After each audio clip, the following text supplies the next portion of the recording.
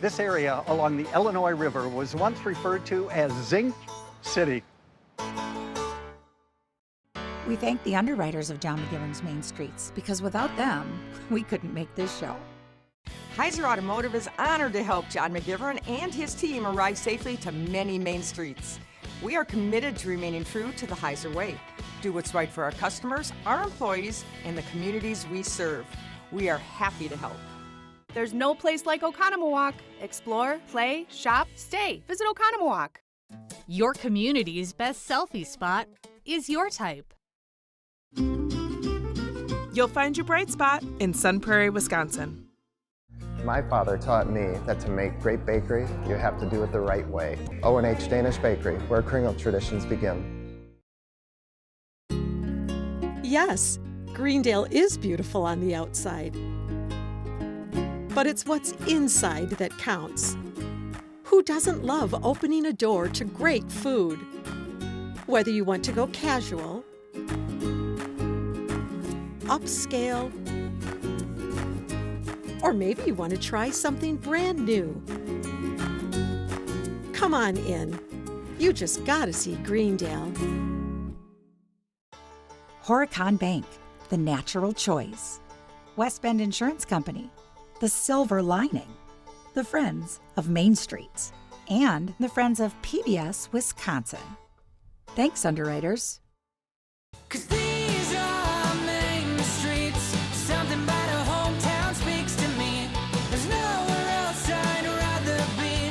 The heart and soul of communities right here on these main streets. Did you know that Illinois has its own twin cities? I am in LaSalle, and Peru is right there, and each have a population of just under 10,000. LaSalle and Peru lie in a region of the state called the Illinois Valley that goes east to west along the Illinois River, just before that river bends south towards the Mississippi. LaSalle and Peru are 85 miles southwest of Chicago, halfway between Rockford and Bloomington. This is LaSalle and Peru. Emmy. Hello. History, LaSalle and Peru. Do you have it? I do have it. And let's take a seat. You know, we could be here a while. We're starting back in the 1830s. Perfect. With the construction of the Illinois and Michigan Canal. It started right here in LaSalle at the Illinois River and ended in Chicago at Lake Michigan. How did this river town become Zinc City? Well, coal.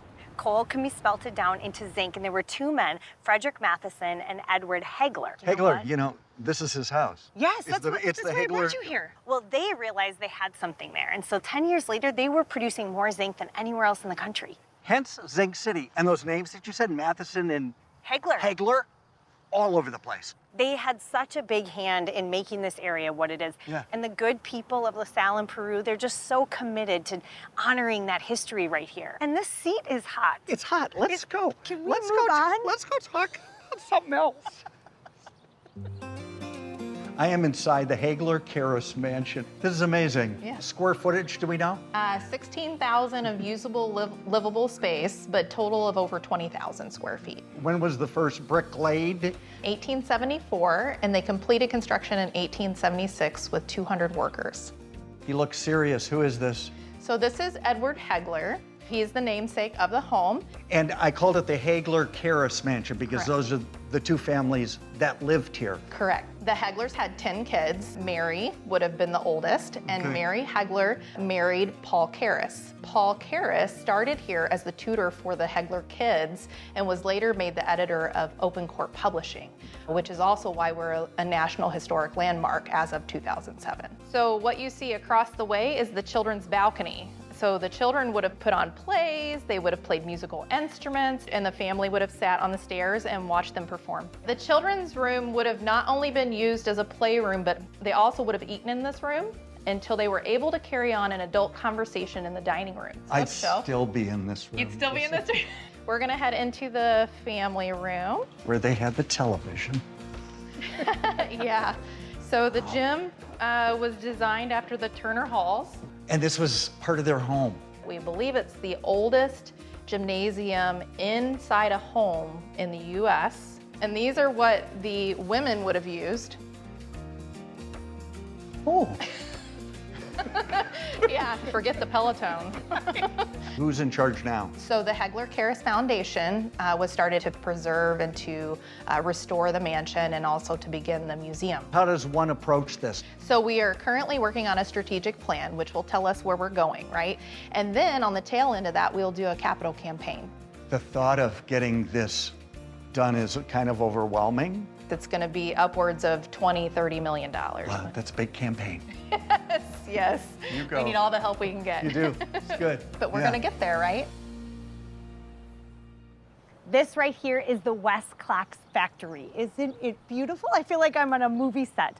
Well, it shut down in the 80s, but over the last 12 years, I'm telling you, it has gotten quite the makeover. It's now home to a flashlight manufacturer, a day spa, music studios, art studios, a distillery, a pizza restaurant, you name it. There is new life here in Peru.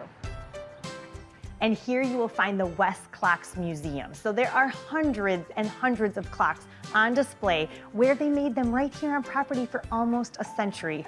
This was the monthly in-house employee magazine because, of course, you have to know the bowling scores from the bowling team for the last month.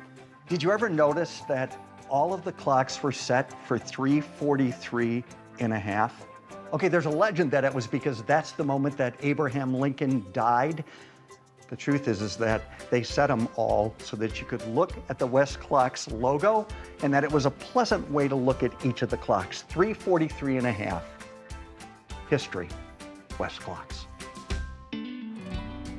We're at Mays Nails. Is Mays the family name? So the old original Mr. Mays was Samuel Nesbitt Mays. In 1848, he started this operation.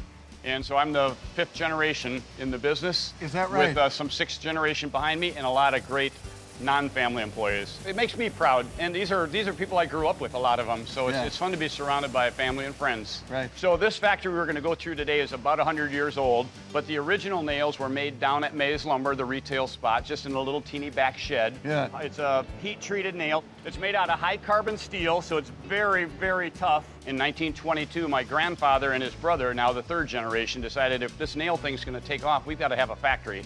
So that's when this factory was built. And you can't tell me how many nails are in this bucket? No, I can tell you there's 600 nails in a pound, and there's 2,200 pounds, 2,244. Can you do it? Oh, Can you do that in your head? So we're into specialty nails, so we're always doing something a little bit different. We're hot dip galvanizing. We're painting nails in a ton of different colors. I'm in a sea of zinc. So we heat this up to 1,000 degrees. We dip right down in it, just like French fries. You're using this for coating, not for nail. It's coating the nail now. So anytime you galvanize a product, you're wanting to make it rust resistant. So a lot of zinc here, a lot of galvanizing to be done. This is rod, but it's coiled up. So this is what comes from the steel mill, and this gets uncoiled, and then we do what's called wire drawing, where we're gonna take that thick rod and we're gonna stretch it into something skinnier for a nice skinny nail. Wow. Is that not cool? That's very cool. How many nails come out of here a year? Millions of pounds, and we make 2,800 different items here. And has the process of making nails changed in years? The speed of the nail equipment has changed. There is some new technology, but it's generally about the same. This is doing the same thing, just faster? Faster, more nails, 1,300 nails a minute. So we pack a lot of nails into 1 pound and 5 pound boxes.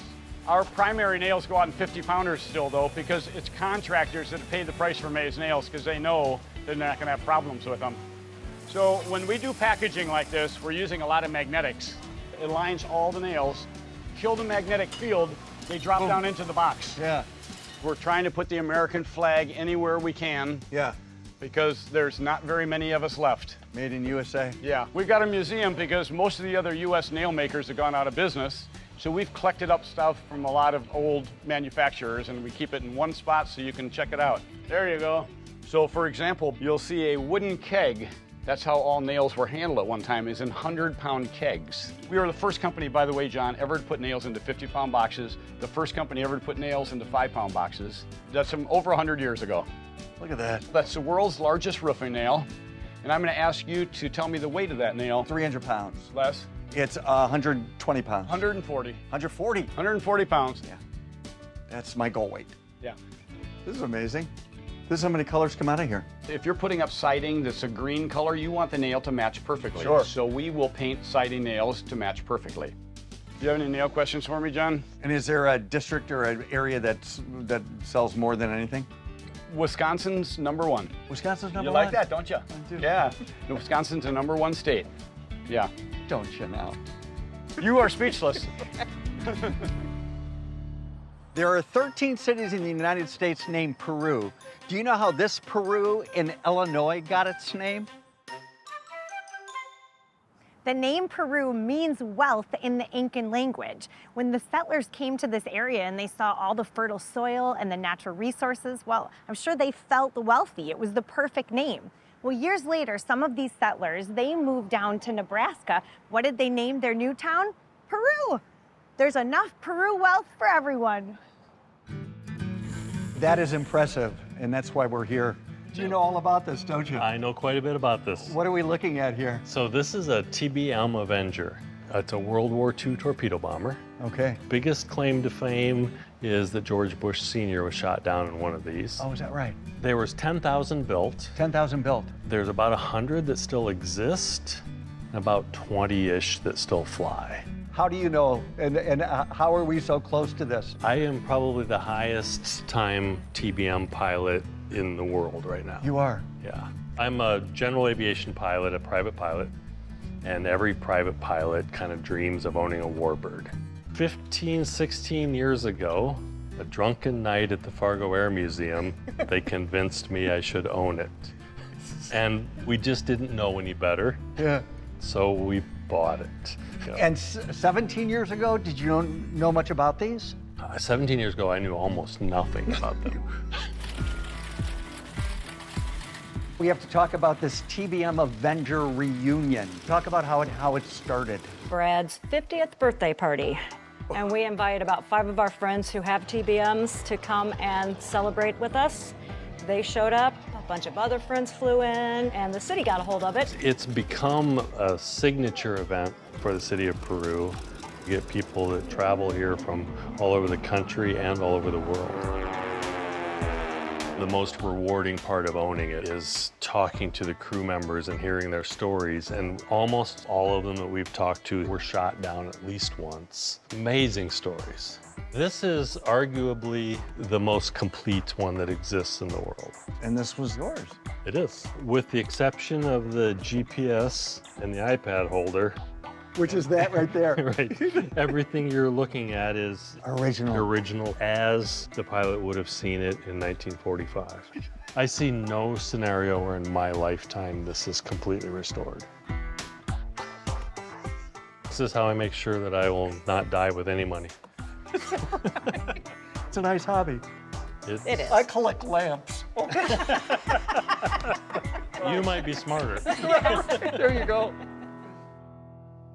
5 miles east of LaSalle, Peru is Starved Rock State Park, the most visited park in all of Illinois.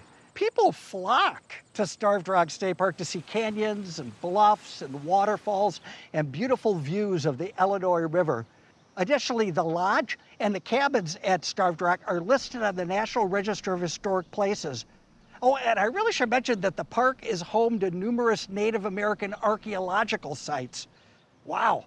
Talk about an overachieving park. We're talking about the M Canal. That's correct. What is it?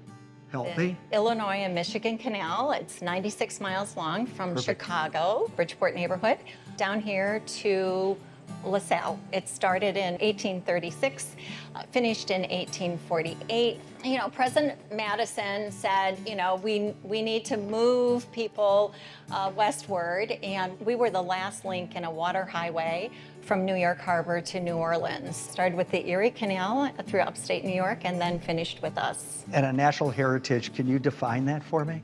So it's a designation that started with us in 1984. We're associated with the National Park Service, but we're not a national park. So the federal government doesn't own any of this land. They just give us a little bit of money to coordinate and promote the history of it. Right. So anything to make it more fun.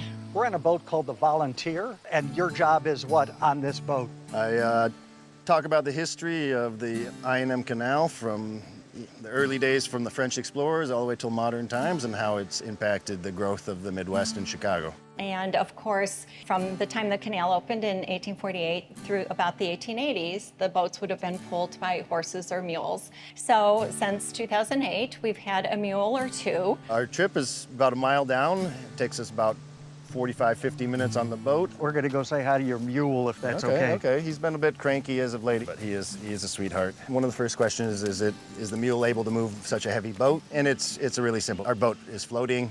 A slight breeze will move my boat, so a mule can easily move our boat. We make the joke that he's part of the mule union.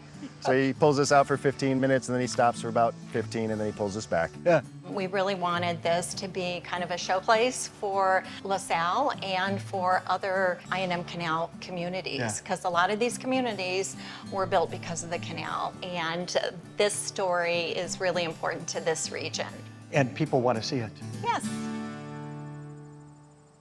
This classy looking lady, this is Maud Powell. She was born here in Peru in 1867, and who was she? Well, only the Taylor Swift, the rock star of classical music. She was the first American violinist to be recognized worldwide for her talents, even worked with famous composer Tchaikovsky. Rock on, Maud.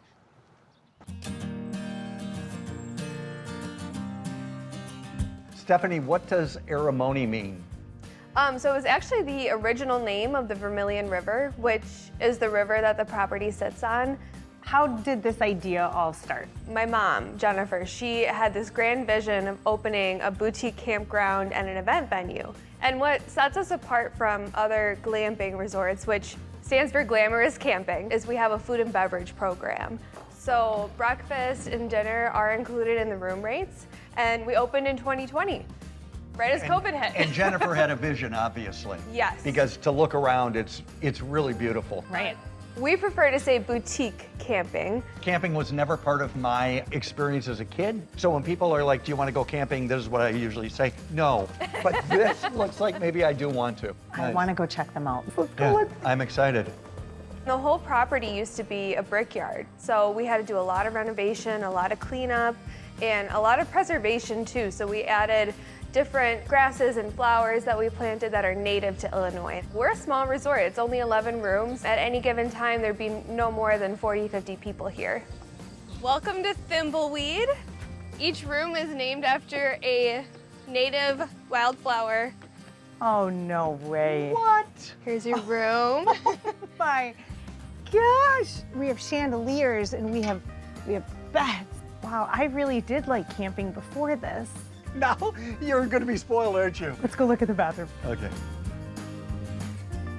Okay. Wow. It's not an outhouse, is it? It's not a porta potty. I think I've missed out in my long life.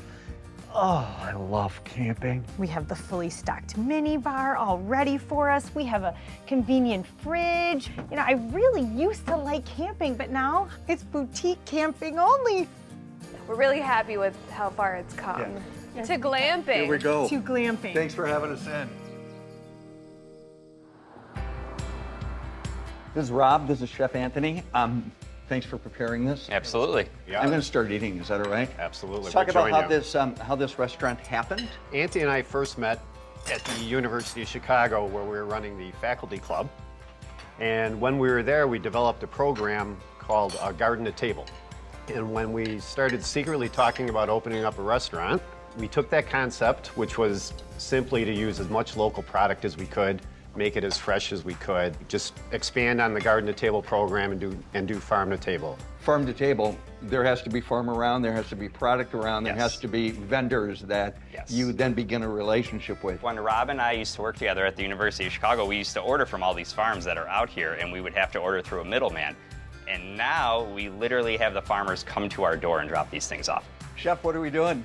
So this first one is a Longanisa sausage. Longanisa, did you call it? Longanisa. What does that mean? So it's a Filipino sausage. Slice it up. This smells good. Oh, thank you. Yeah. I grew up in Chicago, and my mom used to take us to this Filipino bakery all the time, and I used to grab like snacks from there, and I became kind of obsessed with them. Yeah. Our menu is just a hodgepodge of like things that like I grew up like loving, and we just kind of like brought it out here. Fresno chilies to add a little more spice if there wasn't enough already. and that is our Laganisa.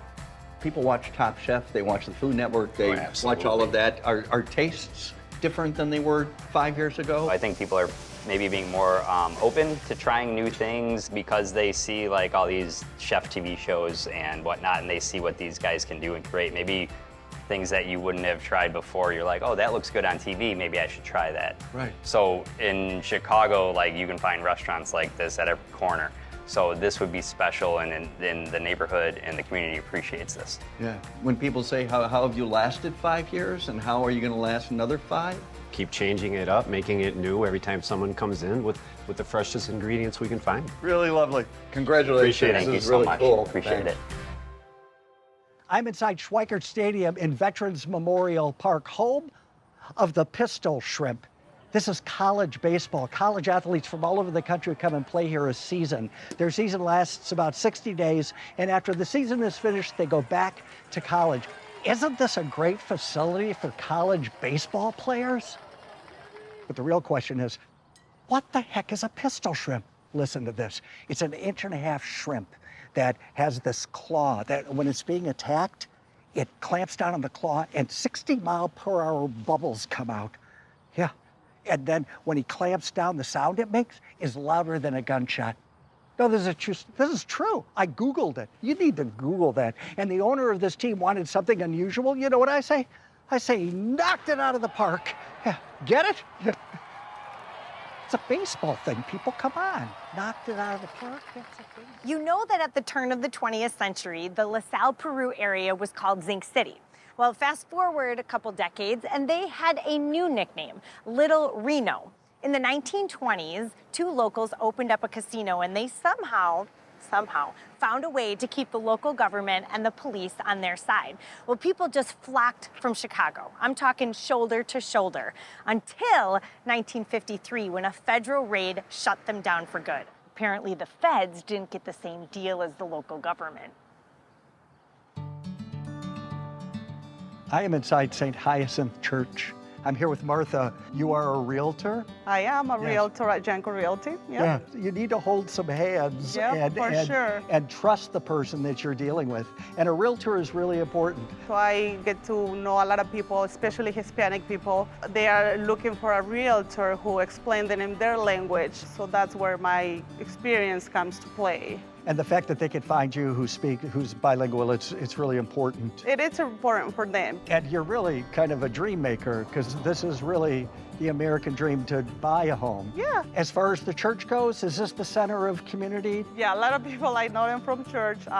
When they send like a Spanish-speaking priest to this area. So I've been with all that community like all these years. So there's a Spanish Mass here? Yes. Is there a Spanish Mass at St. Patrick's? No, only in St. Hyacinth. Oh, this is where you got married? Yes, this is what I got married like 16 years ago. This is the town that you call home? Yes. And this is a good size for you and your family? Yes. We have everything. We have a lot of public and private schools, parks around the area. Right. A lot of jobs in the area as well. And you got married right on that altar? Yes. Yeah. This is where you baptized your children? Yes, it is. Your family's beautiful. Have you ever seen a high school auditorium this pretty? We're here at LP High School, which stands for LaSalle Peru High School, and this is the Matheson Memorial Auditorium. I know, it's so gorgeous. And here's my tip. Find a reason to watch a show in this beautiful space. And I have a very good seat. There's got to be a show coming up. From Zinc City to Clock City to Little Reno to today, LaSalle and Peru are classic American cities with such rich history, right, Emmy? I think you're absolutely right. Can you Peru that to me? That's good. Let me think of something with LaSalle. Yeah, you will. Give me a second. I know you will. There's nowhere else I'd rather be. The heart and soul of communities right here. How much powder do I need? None. Oh, it's kind of bad, though. You want to ask me the question again, or how do you want to do this? Producing. Yeah, you're kind of falling down on the job here. The LaSalle, the LaSalle. You're killing me, you want me to just run with it, John? This is my last day. No, I'm going to ask you. All right, I know that you want to. That was so stupid. This is what I've been reduced to. Good job. Now I can, doo-doo, out it goes. Doo-doo is right. We thank the underwriters of John McGivern's Main Streets because without them, we couldn't make this show. Heiser Automotive is honored to help John McGivern and his team arrive safely to many main streets. We are committed to remaining true to the Heiser way. Do what's right for our customers, our employees, and the communities we serve. We are happy to help. There's no place like Oconomowoc. Explore, play, shop, stay. Visit Oconomowoc. Your community's best selfie spot is your type. You'll find your bright spot in Sun Prairie, Wisconsin. My father taught me that to make great bakery, you have to do it the right way. O&H Danish Bakery, where kringle traditions begin. Yes, Greendale is beautiful on the outside. But it's what's inside that counts. Who doesn't love opening a door to great food? Whether you want to go casual, upscale, or maybe you want to try something brand new. Come on in. You just gotta see Greendale. Horicon Bank, the natural choice. West Bend Insurance Company, the silver lining. The Friends of Main Streets, and the Friends of PBS Wisconsin. Thanks, underwriters. Oh my God, I feel so toned. See, that's what I'm saying. And this is how John McGivern got his hernia.